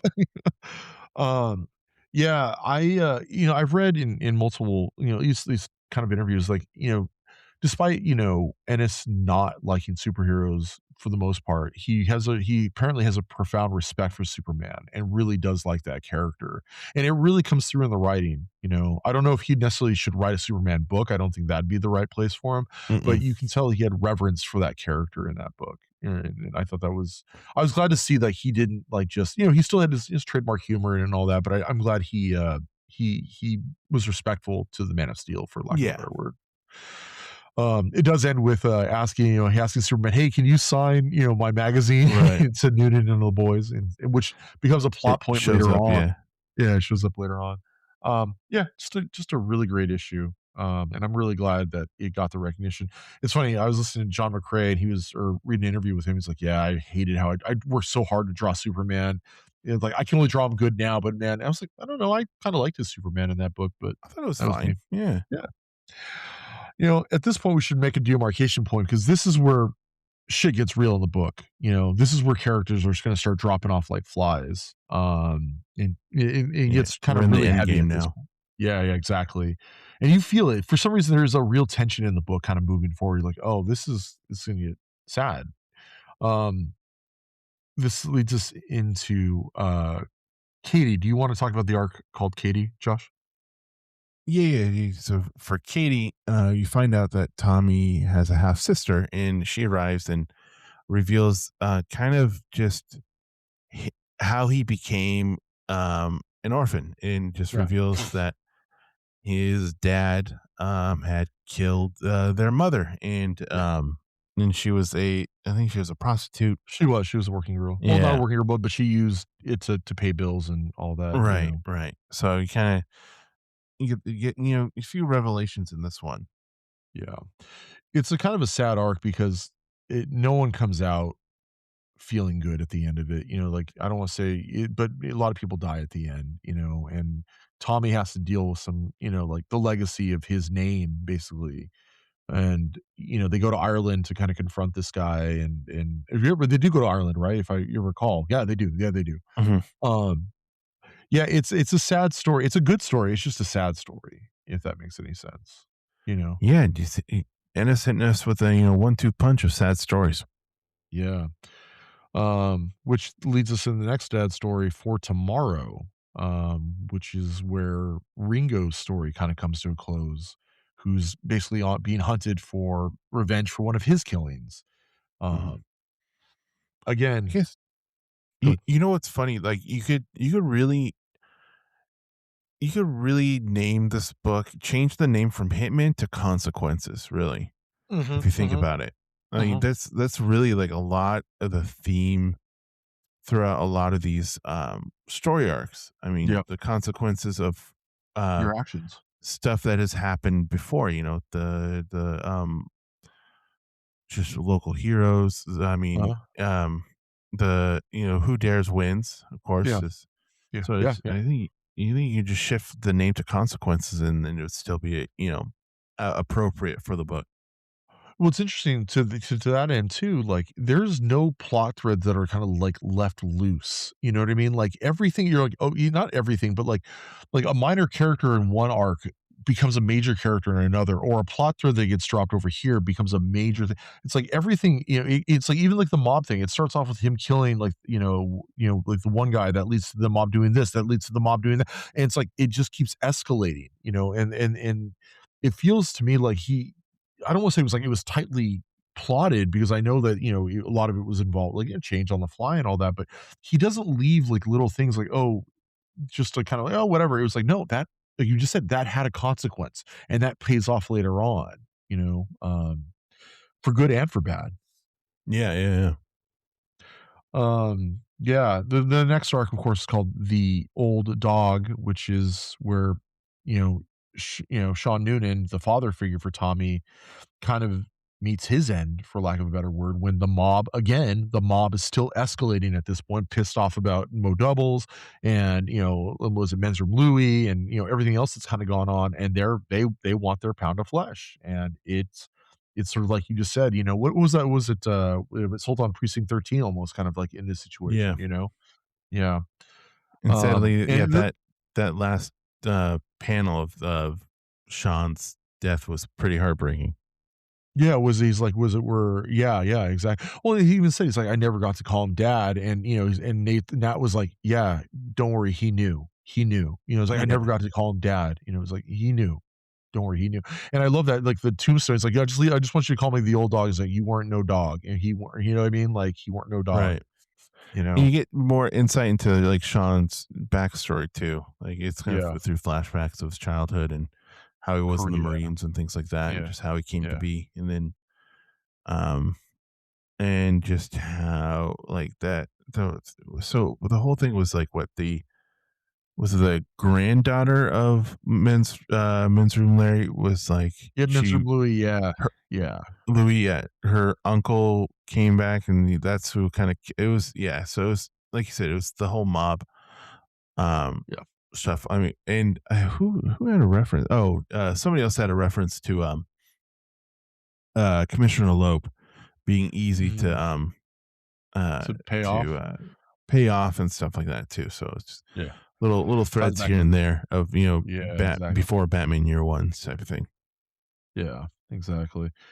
Um, that kind of like there's a few other arcs that play off in between. Like I said, there's a Hitman Lobo mini or one shot. There's a which involves a great appearance by Bueno Excelente.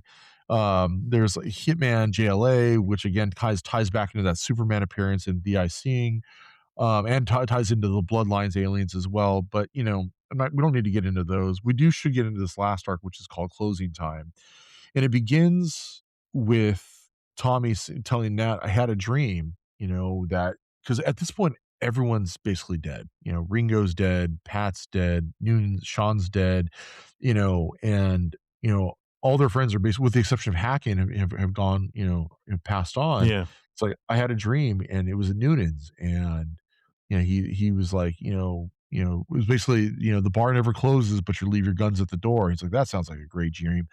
And you basically, what happens is the character from Local Heroes, the CIA agent, it's Truman, he comes back and you find out he's been using the bloodlines, alien, and DNA to try and create super soldiers or superheroes that they can control, and it's not working at all.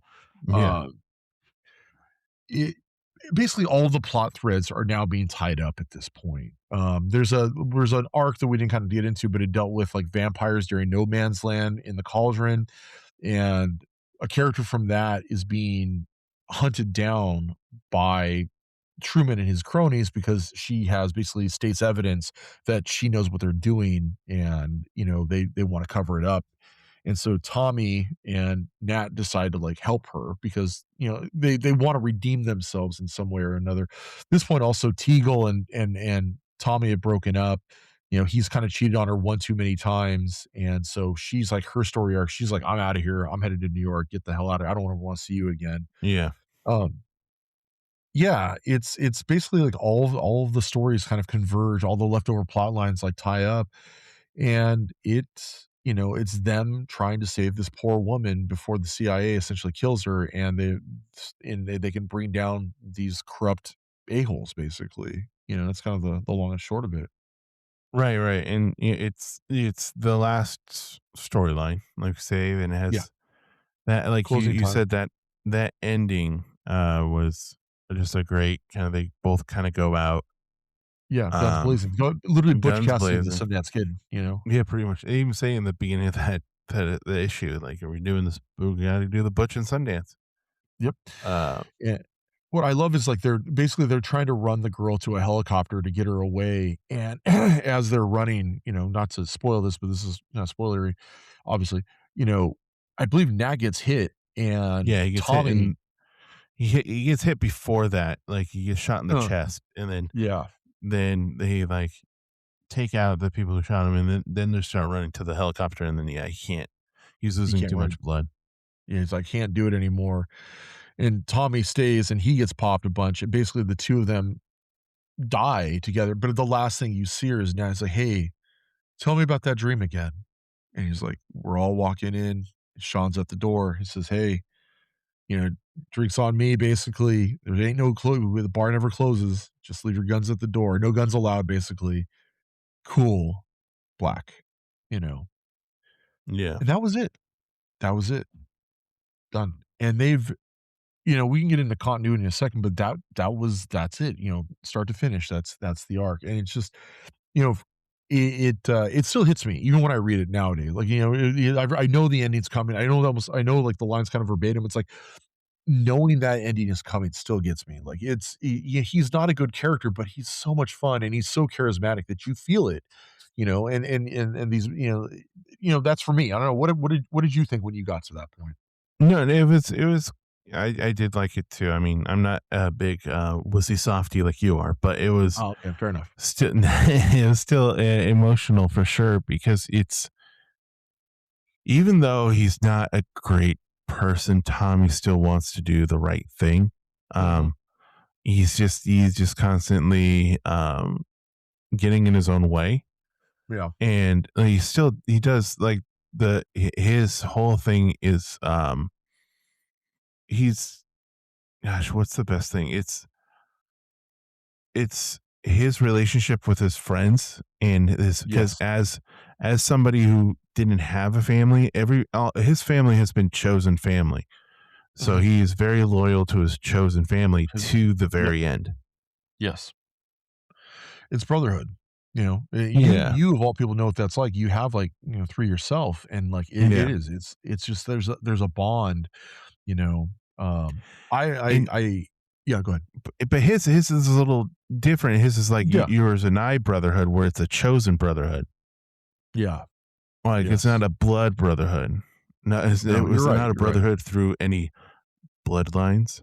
Thank you. Through Thank yeah, you. Thank you. no, but it's through experience and through Yeah. trial and tribulation and through heartache and Trauma. heartbreak and trauma, all of that. Um, yeah, we to be honest, we skipped over 80% of, like, what happens in this book, you know? We still got It and no, no, no, I'd say I yeah. I say that because I mean, like, you know, just because we spoiled the hell out of a lot of the stuff, it is still worth reading. It is Oh, so yeah. fun. It is so poignant. It is so equal parts, like, action, but equal parts heartbreak, equal parts humor, equal parts sadness, you know? It's like, it runs the gamut of emotion, but at the same time, it's like, it's so it's why I say, like, you know, when I say, like, you know, if I'd rather read this or Preacher, like, Preacher's excellent, you know, Preacher's more literary at times than this, not all the time, you know, because there's weird stuff in there, but this book is just fun, and the fact that it, like, takes place in the DC universe, and it's like, you get to see his interactions with people like Catwoman and GL and Batman and all that, and Superman, you know, it's like, it's such a good book, um, and on top of that, like, they haven't, like, well, I don't know, they pulled that corpse out again, as for lack of a better word. Like, he has Yeah. remained dead. You know, those characters are gone, with the exception of Hacken, who occasionally shows up, like, in a Batman and Robin issue or something like Mhm. that. Like, these characters are gone. They're not coming back. And McRae, I think it was reading an interview with McRae, he's like, "Yeah, I loved writing them. There's a lot of stories we didn't get to do, but, like, do we need to resurrect him? Do we need to bring him back? No. You know, we don't need to do that," you know? Yeah, which is good, but also bad because there's stories now or books now I would love to see him in. Yeah. Well, in the issues they did bring about, like I said, the Lobo Hitman and, like, the JLA Hitman, I think that was a great way to, like, do it. Like, "Oh, hey, here's this standalone story you weren't privy to," you know, that Yeah. took place when, you know, he was up on the moon with the JLA, or, like, when Lobo came into Noonan's bar and started wrecking stuff, and here's what happened afterwards, which is, you know, it's really fun. I would love to see even, like, stuff like that. Like, I'd be fine with, like, "Hey, we're gonna do a six-issue mini. It's the gang, you know, post, or pre Who Dares Wins, you know, after they take out the Mauser, and, like, Mhm. here's an adventure they went on, you know what I mean? Like, I would be I fine mean, with something like that. how fun would it have been to see, like, a couple issue arc of him in Gotham Central? Yeah, oh, Like, yeah, that would have exactly. been really fun. Yeah, Um, it yeah, that's a good way to look at it. Yeah, that'd been fun because yeah, like I said, he only shows up, and I went through and I looked. He only shows up, like I said, in an Azrael issue, a couple issues right. of Resurrection Man, and one issue of Sovereign 7, which I've read the Resurrection and the Azrael. I couldn't find the Sovereign 7. I literally was going through dollar bins looking for that issue, and I couldn't find it anywhere. But I managed to find the other one, so that's cool. Um, yeah, I think he was used sparingly and, you know, in the larger context of the DC universe, and I think that was to its benefit, you know? I didn't Yeah. he wasn't written poorly or anything like that. Like, that Azrael issue is, like, really fun. The Resurrection issue, man, like, the 2 short, it's really fun, and it's not written by Ennis. So, like, the writers, I think it was O'Neill and, like I said, Abnett Lanning, they got the character. It's just it felt weird, like, they had to shoehorn, like, you know, he's got superpowers and all that stuff, and it's like, it's not the Mhm. same, you know? I don't know. Mm. And you don't hear much about the Cauldron either, too. Like, No. it No, seems that's like true too. That's a good it's point. kind of very Hitman specific too. Like, it's not like what Suicide Slum of Metropolis or Yeah. anything. Yeah. Like I said, you occasionally get it. Like I said, I think, like, in a Batman and Robin issue, like, they end up over at Noonan's for a second, and, you know, I think you see Tommy's picture on the wall or something. You know, there's I excuse me. But yeah, it it's an area that could be explored even more, you know what I mean? Like, you know, there's such good stories to be told out of it. Like, imagine, like, a Brubaker doing, like, a criminal, Yeah, that'd you be know, kind of awesome. story set in that area. Yeah. Um, That's what I mean, like, yeah. Brew Baker and Rucka handling him working, with, Renee Montoya or something. That Oh, would have been that'd been great. I paid good money for that. Oh, or maybe man. like a Hitman question book would Oh, that'd be be fun pretty too. fun. Oh, no, I It's dream. like I dream. it's almost like another 48 hours or something like that. Yeah, exactly. That's good. That's good. That's good. Uh, There are 2 follow-ups to this outside of the like I said, the aforementioned Hit Lobo and JLA stuff, but it deals with Section 8, which is, Six Pack and his team. right. Um, I haven't read the second one. I've read, like, the first part of it. It's, Dog Welder and, Six Pack.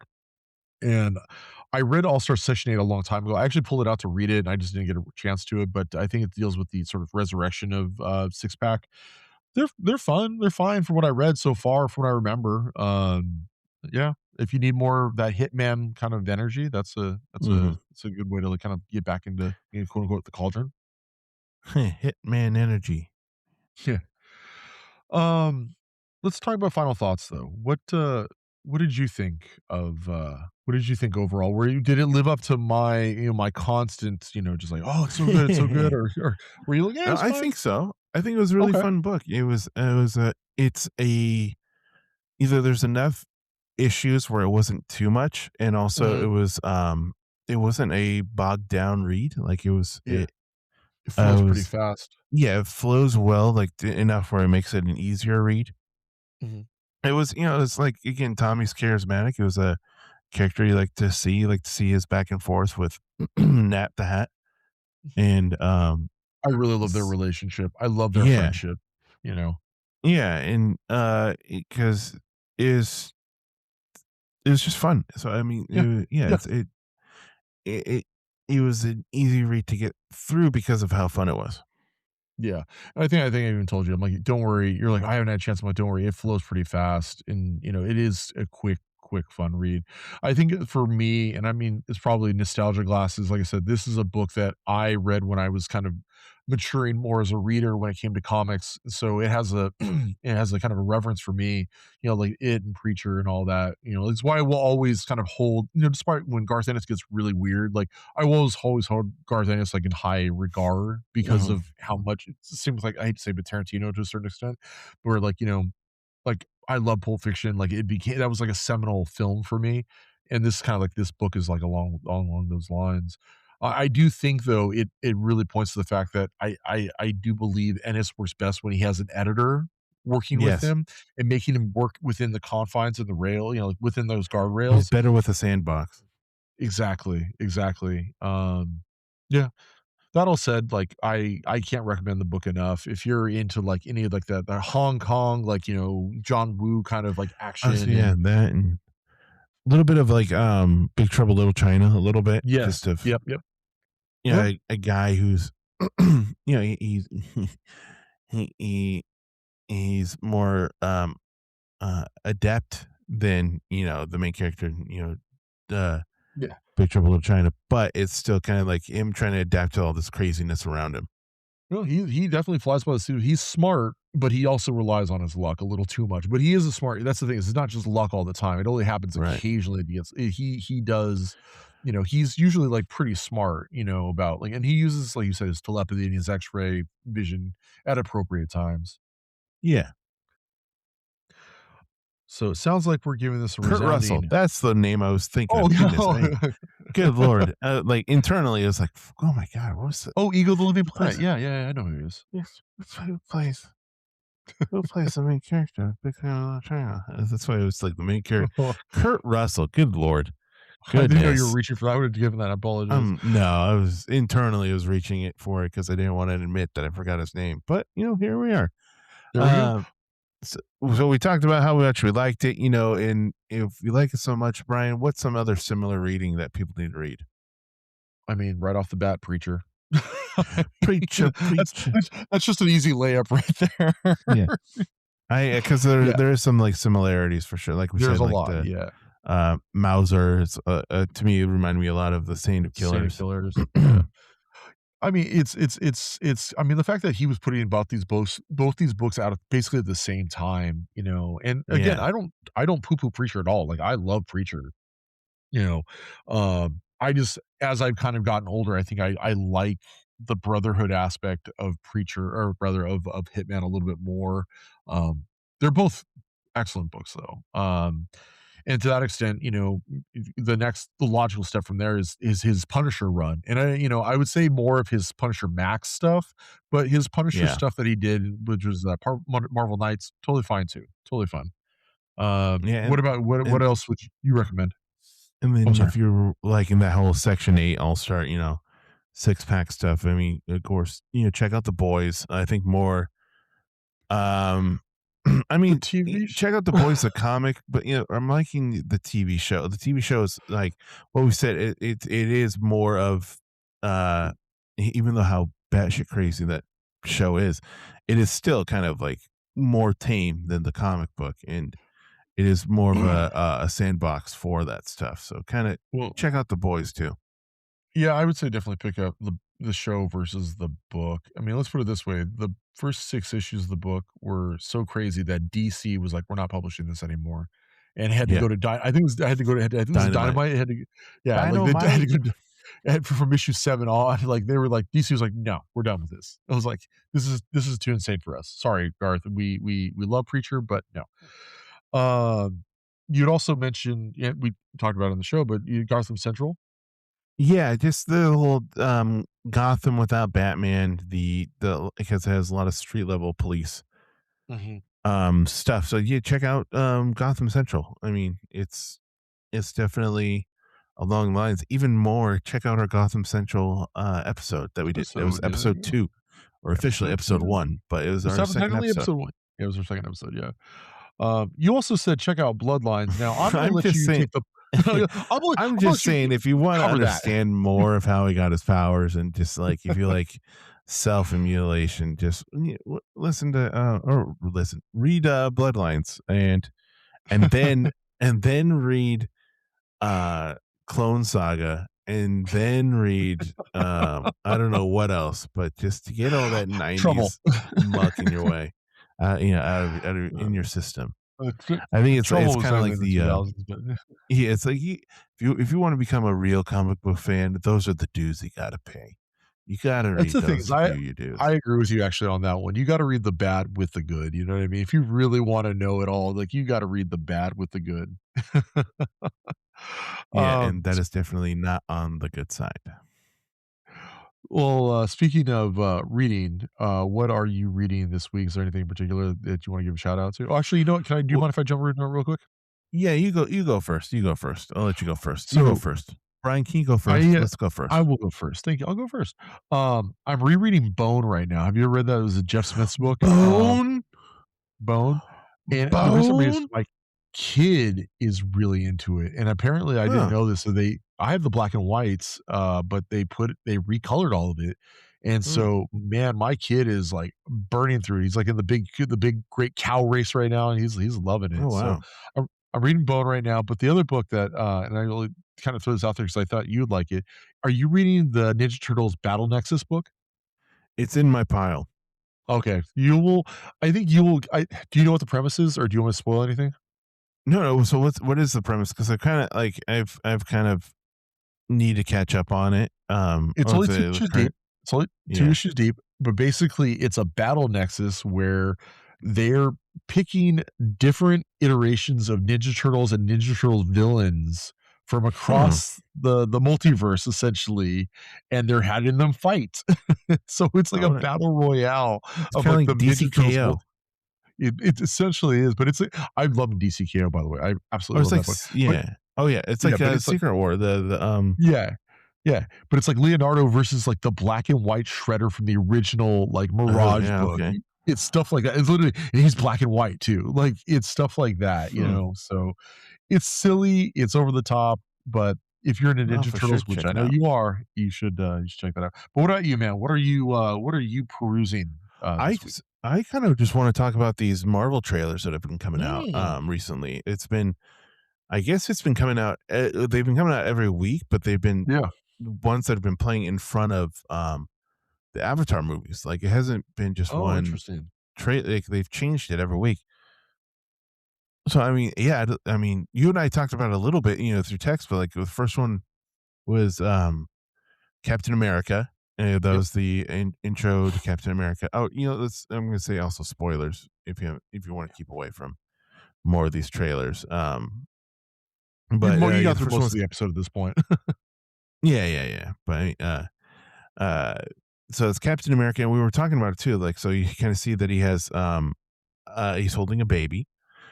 Presumably But his. there's been some like little slight differences and stuff like that. So you and I were kind of thinking like if this is an alt Captain America.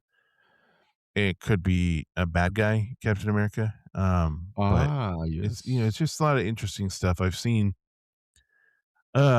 some crazy theories already. Like new rock stars, like those guys reach so much. It's not even Oh, yeah. funny. But Oh, yeah. one of the theories is that is Doctor Doom. The baby is Doctor Doom. So No, that's interesting. no. I I really have hope to God found it's not, but I've um, I'm gonna be this guy right now. I have found, and this is through my years of breaking down trailers and videos and theorizing and all that stuff for both Nerdist and G4. Usually what you see is what you get. They're yeah, not.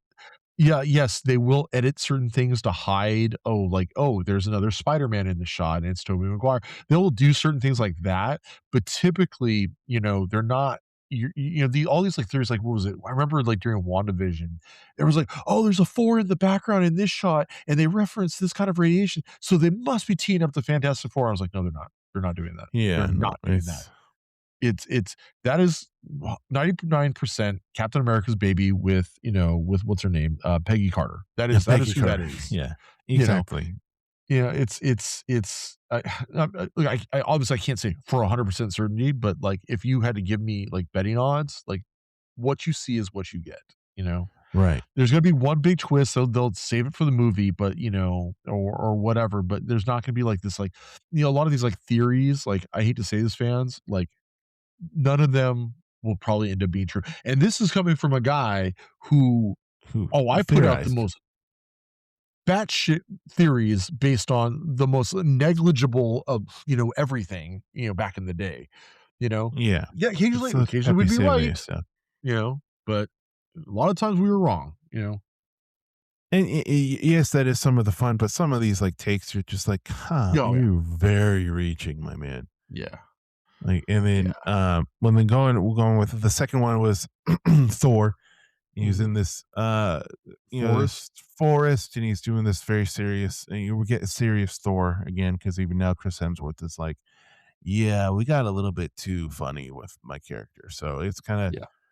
and he's you see his adopted daughter, and Mhm. then talking about her, basically he's like trying to, like, how can I keep her away from the stuff that I've had to go through. And then Mhm. a third one, which I think is my favorite one so far, is the X-Men trailer where you have Magneto, with Ian McKellen, Magneto doing the, death comes from everybody, but it's Yeah. not who you are, or like, or something. Is just, it's the man you are, or the person you are when your eyes go closed, or something like that. You have Yeah. Patrick Yeah. Yeah. Stewart, they're in a broken down X mansion playing. He moves the chess Yes. piece, and then you have this awesome shot of James Marsden as Cyclops in his, you know, 90's traditional accurate Cyclops, 90's accurate Cyclops uniform. suit, just going all out without his visor, and you see the Sentinels walking in the background and I stuff. didn't And catch that, no kidding. Oh, that's oh yeah, cool. yeah. Rewatch it. You'd see like these huge legs, like they're like the traditional Yeah, the old Sentinels school too, Sentinels. Oh, that's cool. not the See, ones we saw this in yeah, Future yeah, yeah. I was Past. gonna say, this is why I don't, I have I don't break down trailers anymore. I had to do it's like Oh yeah, frame yeah, by yeah. frame by frame. Oh yeah, yeah. I mean, it's I didn't see it at first too the first time, but the second time I caught it, That's and cool, that's cool. I won't lie, that's cool. and then the newest one was more. Have you seen this one? It's the Wakanda and Yeah, FF one, wasn't so it? Wakandans, where you have Shuri doing her she was the narration of this one where she's saying she's Yeah, lost everything, and now she's kind of has to do what she needs to do. But then, like, the big thing is that you have M'Baku introduce himself to Ben Grimm, yeah, and you see Namor, and you see the Atlanteans, and yep, they're in the middle of the desert. So yeah. there's a whole, like, that could be from incursions, that could be from them um being displaced, and the whole thing, like, Shuri mentions like the king, duty is this, and I'm doing this. So I mean, that could allude to T'Challa's son. Yeah, Um, it was, but one thing though, like, other than the X-Men one, really, like, so like the Captain America one, mhm, Thor, and the Black Panther one, uh, kind of alluded to like the children. So I mean, could possibly be like, Doctor Doom, is taking all these children as like the future next, like anchor Yeah, beings or something like that. yeah, Like that's you see him in, with Franklin Richards, yeah. Well, I mean, and that's why Franklin like is Cap comes yeah. back type of thing. Yep, that could be cool. Yeah, that makes sense. Oh, I didn't really Yeah, realize that there was that theme until you kinda said it right now. I mean, like I said, yeah, kinda dropped out of all that, but that makes sense. That's cool. I mean, also, like, X-Men, well, with Patrick Stewart and or rather, Professor X and Magneto, I mean, that's the whole thing is they're the mentors to their children, yeah, they're yeah. to their children, so they're thematically, you have the same thing there. Yeah, so I mean, I'm getting more excited. I'm really trying to contain my excitement, though. Being cautiously Yeah. optimistic, but Mhm, it's just fun. And we still have some other characters to see. Like there was a post that the Russo brothers posted that was deleted. Like these, mhm. they're saying like these are stories. These are also clues everywhere. So Yeah. um, Interesting. it could be the Fantastic Four going around, kind of picking everybody up, Hmm, type of thing. yeah. Like, I'm excited to see what's going on. It's funny, we're getting all these, for the movie that comes out in November, but we haven't seen, one thing for Spider-Man that comes out in the summer. That's true. Well, that's probably because there's gonna be some plot points in that movie that'll tie into all Yeah. that, and they don't wanna reveal I too much. think we're gonna get the 2 big trailers during the Super Bowl. Oh, probably. I will say I am excited for the Wonder Man series, though. The every trailer I've watched, Yeah. I'm getting more and more kind of excited for it, to be honest. I'm like, I don't know. I'm hopefully optimistic, Yeah. cautiously Um, optimistic. Conscious, yeah. I mean, bring back Trevor Saturday. Um, I'm all about it, man. yeah. Let's have some fun. I mean, I just like the fact that I mean, hopefully they like, look, here's the thing. I will say, Marvel, yeah, they've got a lot of redeeming to do, but, like, honestly, the last few projects have been pretty decent, actually. Like, I did like Agatha All Night or whatever, or the Agatha Harkness show. I actually really did enjoy Yeah. that. I really like the Daredevil show. I really like Thunderbolts. I really liked FF. The only one I thought was a misstep was because they had that, Age of Ultron, thing was, Captain America 4, which again, I feel like Sam's getting Yeah. done dirty by bringing back Chris, but like, whatever. I understand, That's like, why they're what's up? No, I'm saying that I think that's why Cap may be a bad guy, but we'll see. Yeah, we'll see. I hope not. I don't wanna see Cap as a bad guy. No one wants to see that. We got that with, Hail Hydra, and, like, no one wants to Yeah. see that. No one wants to see that. Cap should always be it's like Superman. It's like, no one wants to see evil Superman. It's like, "No, we don't need that. We don't Except we want get that." 8 different versions of that. It's true. Anyway. So we'll see. No, just excited. I'm Is it excited for it. I think, good. yeah, Marvel is having the people who understand the characters run the shows now, so which is great. Yeah. Slowing it down, I think, is a big thing too. Stop putting out so much content for Disney Plus and like, slow it Yeah. down. You don't need to have like 5 It's the same with Star Wars, it's like slow it down. Make us want it again. You know, Right. remember it says the absence makes the heart grow fonder. You know what I mean? Like you give us too much and it's overload and it gets watered down and we just don't want it. You make us Yeah. desire it, and then it's like, oh yeah, now I remember what I missed. Well, speaking of Star Wars too, you heard about Kathleen Kennedy. No, I didn't. Oh, she's gone. She is, Oh, she is no not gonna kidding. be running, Lucasfilm anymore, so that's gonna be a Who's big taking have upheaval they too. announced who she's taking over or Not that I've heard. okay, well, interesting. Well, this might be an offline discussion because now this is We Got Issue Star Wars edition at this point. Yeah, Star Wars, yeah. Interesting. Star Dorks. Well, on that note, let's wrap things up. Um, be sure to like and Let's subscribe. Go ahead. Yeah, right. Well, Oh, I go mean, ahead. let's talk about what's the next episode we're gonna be talking about. It's a What are good we point. talking about next one? We actually sat on this for a while. We're debating on the absolute Batman, which we've done like 15 Batman episodes, so probably not. We're talking about this, talking about that. We settled on, ironically enough, X-Men Fatal Attractions, one of my favorite arcs from the 90s. One of my favorite X-Men arcs from the Yeah, 90s, we're actually. staying in the 90s, and I now we're, covering the X-Man. So, This is good. This is peak X-Men, though, in my opinion. Like, this yeah, is where, yeah. I mean, well, I I mean, I think guess you could argue that 90s is Claremont where was peak X-Men. Yeah, well, I mean, 90s is where kind of the X-Men sang, really. For me, I mean, for a lot of Yeah, people, I mean, for a everyone, lot of people, yeah. even that post Jim Lee era, I still really enjoyed it. Just saying. Yeah. So, And we'll see if it it's still gonna holds up. be yeah, hopefully, yeah, still hopefully it still holds up. I'm sure it does, but, it's gonna be fun to break that down and, discuss that one, and if you wanna hear that, please make sure to subscribe and, give us some of those sweet, sweet five-star ratings and comment on our different stuff. I think we're on Amazon, we're on YouTube, we're on Spotify, SoundCloud, anywhere, mostly anywhere that you can hear. Apple Podcasts. Yeah, mostly anywhere you listen to podcasts and stuff. Yeah. And we're also on the socials. We got the BComp on Blue Sky, right? And Yep. then Yep. we got issues cast on Instagram, and we got issues on Blue Sky as well. So I mean, look, if you want us to talk about something, you're like, I don't want to hear about X-Men. I want to hear about this thing. Hit Hey, us I'll up change it. on socials, and we'll take that into consideration and then ignore you, and then go with what we wanted to do. Or you can just run into me in person. Yeah, or apparently just find Brian in person because everybody does. It's Brian, weird. I guess I'm in the wrong part of California where nobody is down You here. So you're whole 5 miles away from me. Just it's, 2 yeah, hours of but that's traffic. a pretty long 5 miles Dude, too, which is crazy. okay, I had to pick up my buddy Andrew. I had to pick him up at LAX yesterday at 5 p.m. Oh no, thank you. Yeah. You guys should have just crashed at my place for the night. Well, we somehow made it back in time. Like, I got home by 7, so I was like, "All right, it's not the Oh worst," but I had to wow. leave at 3. I had to leave at 3, which was Yeah. nice because I actually got to stop at a comic store on my way up because I was like, "Oh, I got there really early." Hmm. And I managed to pick Which up one? an Action Comics. I think it's called Comic Bug, I think, Oh in yeah, Culver City. that's my shop. Yeah, on Oh, no Manhattan kidding. Beach. Oh, cool. Yeah, that's the one Yeah. I Oh, love. no, it's not the Yeah, Manhattan. It's the one in Culver City, though, because the I Culver guess City there's one like is 2 or great 3. too. Yeah. Yeah. Yeah, I ended up picking up an Action Comics issue I was missing, and I got the first appearance of Vigilante, which I was pretty happy about for like Ooh, nice.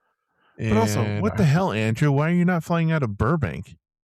because they went to Malaysia. They Still, had to fly out of Tom Andrew. Bradley. I'm I love still we're just, like, Andrew. I'm calling talking. you out, Andrew. We should probably end this. Yeah, Andrew. I want the smoke. What up? Why can't you can't fly out of Burbank? Figure it out. Burbank, yeah. Yeah, figure it out. Take a flight from Anytime I fly out of LAX to Burbank, Burbank. I'm like, hey, I'm like the Joker, man. I'm not crazy. We're flying out of Right. Burbank, not Yeah, yeah, LAX. yeah, yeah, yeah, yeah. Yeah. Um, But yeah, well, again, make sure to hit us up on there and give us those 5-star reviews. And love I it. think that's really it. All right. Well, I guess catch him on the next one, right? Yes, thank you everybody for listening. We'll see you in the next one when we talk about X-Men Fatal Attractions. Peace.